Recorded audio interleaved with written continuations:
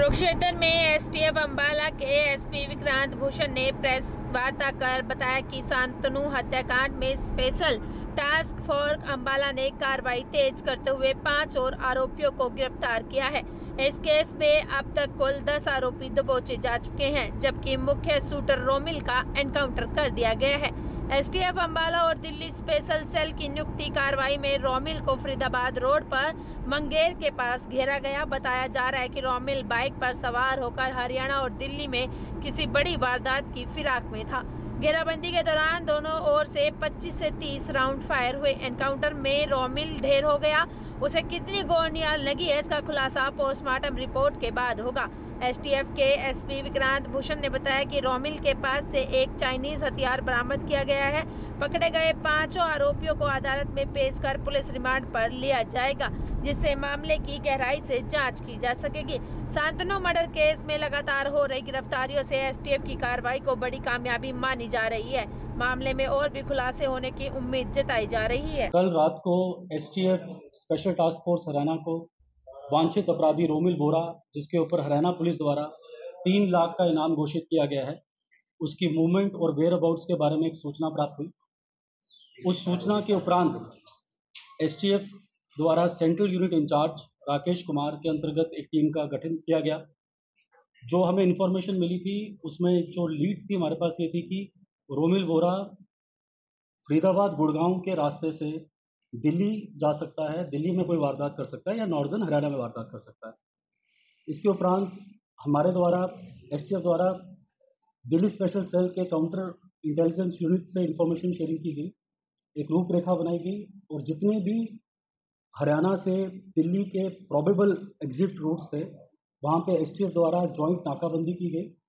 और आज early morning hours में रोमिल बोरा, जो कि एक वांछित अपराधी है, जैसे कि बताया कि उसके ऊपर 9 मुकदमे हैं हरियाणा में, पंजाब में, दिल्ली में, उसको नाकाबंदी के टाइम इंटरसेप्ट करने की कोशिश की गई, बट ही एस्केप्ड और उसने ओपन फायर किया पुलिस पर्सन पे। सेल्फ डिफेंस में एसटीएफ द्वारा भी क्रॉस फायरिंग की गई और इस क्रॉस फायरिंग में एक एसटीएफ के मुलाजिम सब इंस्पेक्टर रोहन को फायर आर्म इंजरी आई है, एक दिल्ली स्पेशल सेल का मुलाजिम सब इंस्पेक्टर परवीन को फायर आर्म इंजरी आई है और रोमिल को भी फायर आर्म इंजरीज आई थी। उसके उपरांत सीन ऑफ क्राइम से इनको नियरेस्ट हॉस्पिटल लिया जाता है, जहां पे हमारे मुलाजमों का इलाज होता है और रोमिल को डॉक्टर मृत घोषित कर देते हैं। रोमिल एक एक्टिव शूटर था, उसके ऊपर 9 मुकदमे थे, जिसमें 7 हरियाणा के, एक मोहाली का और एक दिल्ली का। जो हरियाणा में मुकदमे थे जिसमें एक ट्रिपल मर्डर था खेड़ी लखा सिंह का, एक कुरुक्षेत्र में शाहबाद में लिकर कंट्रैक्टर शांतनु का मर्डर हुआ, कुछ वारदातें यमुनानगर में L1 पे हुई, ठेके पे हुई, कुछ इमिग्रेशन सेंटर्स पे की, attempt to murder with extortion. और जो ये शांतनु मर्डर केस में जो 376 नंबर मुकदमा है पीएस शाहबाद का, उसमें डीएसपी अमन जो एसटीएफ में है, इंस्पेक्टर प्रतीक जो अंबाला यूनिट के और इंस्पेक्टर दीपेंद्र जो करनाल यूनिट के हैं, इन्होंने पहले 5 दिन में 5 बंदे पकड़े थे और कल और आज 5 और हमने अक्यूज उस केस में पकड़ लिए हैं। टोटल 10 अक्यूज हमने उस केस में पकड़ लिए हैं, जिसमें शूटर भी है, वो आदमी जिन्होंने रेकी की, लॉजिस्टिक्स प्रोवाइड किए, आर्म्स प्रोवाइड किए। तो अब तक जो शांतनु मर्डर केस है उसमें हमने 10 गिरफ्तारियां कर ली हैं और 11th जो रोमिल था उसका आज जो हमारा जो कॉम्बिंग और सर्च ऑपरेशन था उसमें क्रॉस फायरिंग में वो न्यूट्रलाइज हुआ। इसके अलावा अब तक इस इन्वेस्टिगेशन में शांतनु की केस में कोई भी वांछित अपराधी नहीं है। जो 5 हमने अक्यूज पकड़े हैं उसे पुलिस रिमांड में लेंगे। अगर कोई और फर्दर इंसाफ में नाम आएगा तो हम आगे कार्रवाई करेंगे। जो फॉरेन बेस्ड इनके एसोसिएट्स हैं हम उन पे भी काम कर रहे हैं। एसटीएफ द्वारा पिछले 2 सालों में 9 अपराधियों को जो विदेश में बैठे थे, कुछ फर्जी पासपोर्ट में गए थे, उन्हें लीगल कॉरस्पॉन्डेंस के थ्रू सेंट्रल एजेंसीज और इंटरपोल के थ्रू 9 ऐसे वांछित जो बाहर थे उनको हमने डिपोर्ट या एक्सीडेट करवाया है। और मैं आपके माध्यम से social media, electronic media, print media सब यहाँ पे है, मैं आपके माध्यम से हमारे हरियाणा के युवाओं को ये अपील करना चाहता हूँ कि हम ये समझें कि ये जो फॉरेन बेस्ड गैंगस्टर्स हैं या जो भी हैंडलर्स हैं, इनका मेन पर्पस अपना है।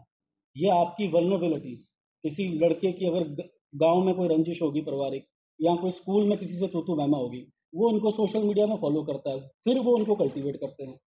ऐसे ही किसी को कच्चा लालच आ जाता है कि ब्रांडेड शूज़ देगा, ब्रांडेड टी शर्ट देगा।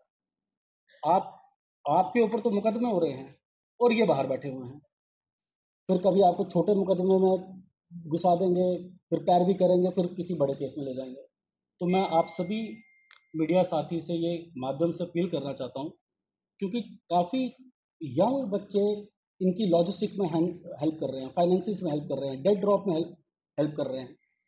तो मेरी सभी युवा बच्चों से अपील है कि आप इन चीज़ों से दूर रहिए। इनके कोई सोशल मीडिया, कोई फॉलोइंग करने से कोई ज़रूरत नहीं है, और कोई भी इन्फॉर्मेशन होती है, आप डिस्ट्रिक्ट पुलिस को या एसटीएफ के साथ साझा कीजिए।